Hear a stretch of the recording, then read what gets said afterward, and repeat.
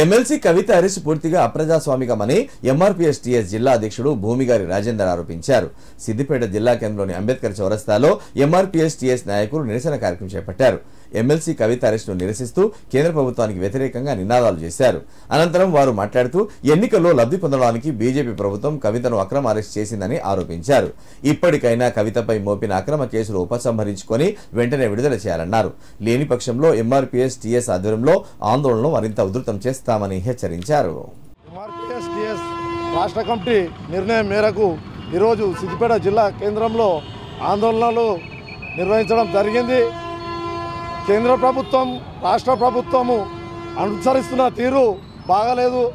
అలాగే కవితను మొన్న అరెస్టు చేయడం మేము తెలంగాణ సమాజం జీర్ణించుకోలేకపోతున్నాం. అన్యాయంగా రాష్ట్ర ప్రభుత్వం కేంద్ర ప్రభుత్వాలు ఒకటై కవితను అరెస్టు చేశారు. వెంటనే కవితను విడుదల చేయకపోతే ఎంఆర్పీఎస్ ఉద్యమం రాబోయే కాలంలో ఉధృతం చేసి చాలా ఇబ్బందులకు గురిచేస్తామని తెలియజేస్తున్నాము.